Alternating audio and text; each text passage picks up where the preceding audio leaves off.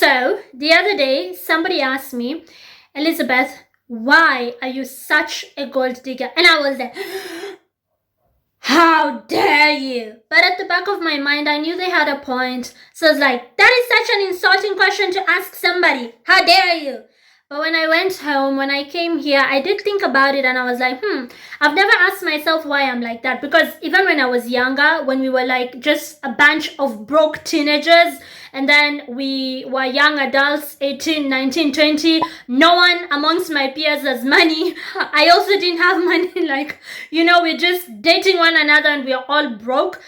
I used to strategize. I did not just blindly date. I would look at like the kids who have older parents who have money. Like the parents will die soon, but they have a lot of money and the parents kind of like them. So I knew they were going to like inherit the money. Or I would look at like kids and, fellow teenagers and fellow young adults, because even at 19, 20, 21, you're still kids. I would look at kids who have a talent. So like, he's gonna be a rapper. He's gonna make a lot of money, or he's going to be like a football player and he's going to play internationally, and I would push them towards that goal. Or like rugby, especially in Kenya, it's football, and by football I mean soccer, rugby, or like a runner, because we have the best runners. And so like I would strategize. I would always date with like my eyes set on where the person will be in like 5 years, 5 to 10 years, because as a gold digger you have to be patient. So I've always been like that, and I always knew that I wasn't going to date or marry anyone, like seriously date or seriously marry anybody below my social status. Like, please, we're not going to suffer. And then some women get offended and come at me like, but I'm in love. Oh gosh.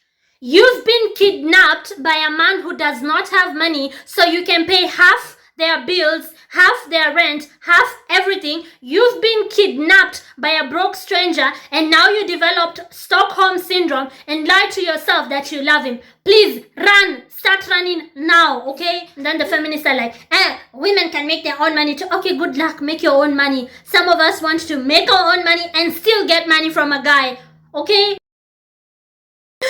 So I did think about why I am like that, and I came up with three reasons, three major reasons. I think I came up with good reasons, three major reasons. One is a biological reason.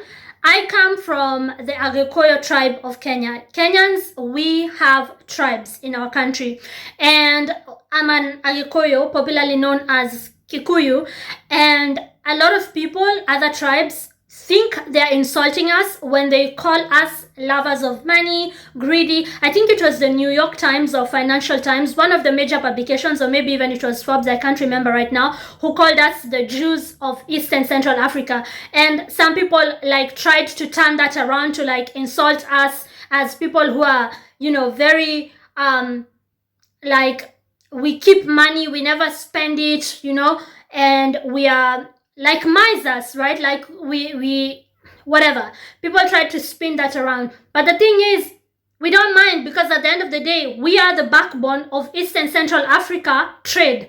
Look at all the buildings in East and Central Africa, and I can guarantee you there's a Kikuyu involved in that. You want to call us whatever you want to call us, fine. And our women are also very like entrepreneurial.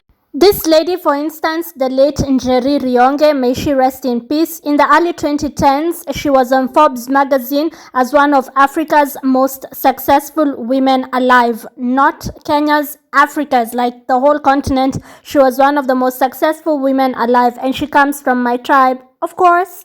And at that time, she had a net worth of upwards of 200 million US dollars.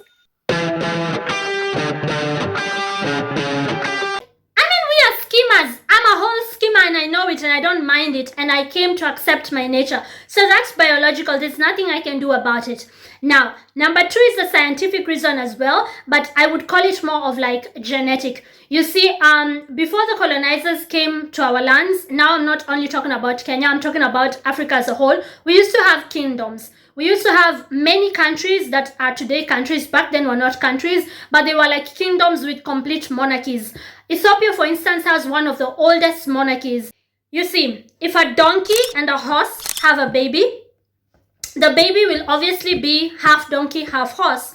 Now, if that donkey stops dating horses and having sex with horses and goes back to dating donkeys like herself and having sex with male donkeys, every baby she will have after having the half donkey, half horse baby will have features of a horse, even though they are born of donkeys. Now, one of those royal families, like the Kikuyus and the Abaluyas, had chiefs, but in reality they were not chiefs. They were kings and queens, because the British wanted to minimize and just look down on Africans and call our leaders chiefs. They wrote in their history that they only found small clans with chiefs, which is a lie. They found actual monarchies that had thousands of people living under the monarchy, actual rulers, well-established laws. They found actual groups of people that knew how a monarchy is run, because my sister is the daughter of that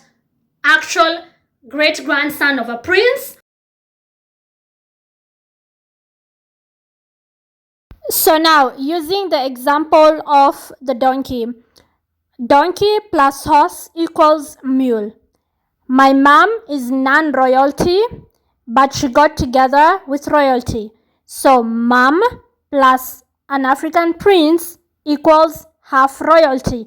My sister is in this case the mule. She's half donkey, half horse. She is literally a descendant of an African king, and their family goes back centuries.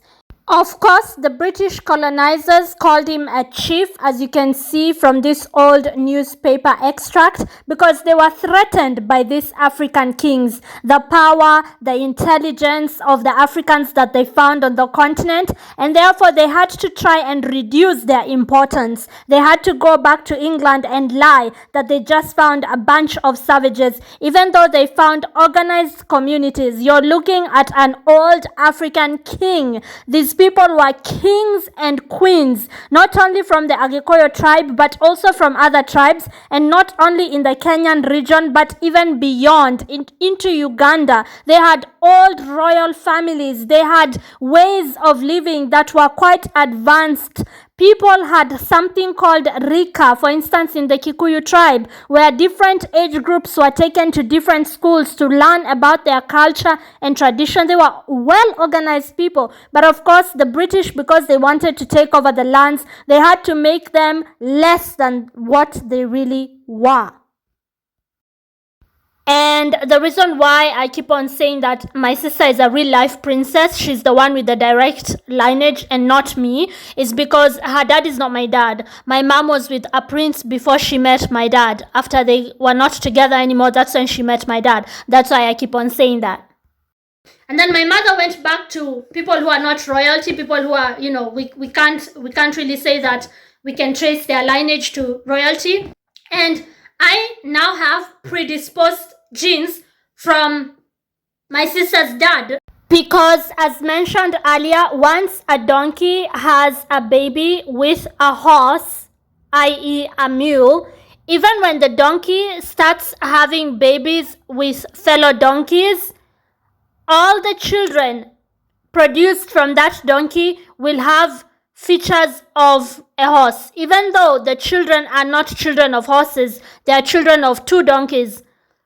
It's just the way it is. Like, if you observe animals and how animals are bred, a donkey plus a horse will produce a mule. But if the donkey that has a mule goes back to having kids with fellow donkeys, the kids somehow will have horse features.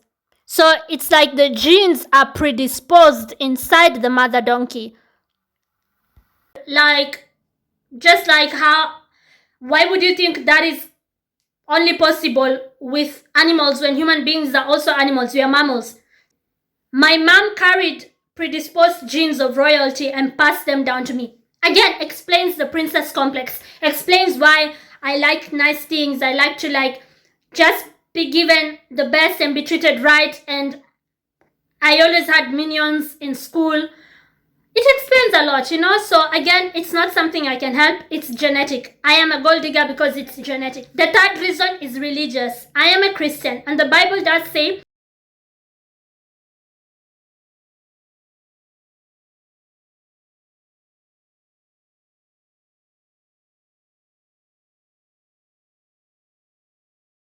If the Bible wants us to wear gold and nice jewelry, hey, where do you think we're getting it from? We have got to go dig for us to get gold. So those are the 3 reasons: biological, genetic, that is scientific. You can't argue with science. Trust the science, they said. And religious. And this is not even satire. I'm not trying to be funny here. It's just stating facts, okay? So don't ask me again why I'm a gold digger. I already told you. Bye!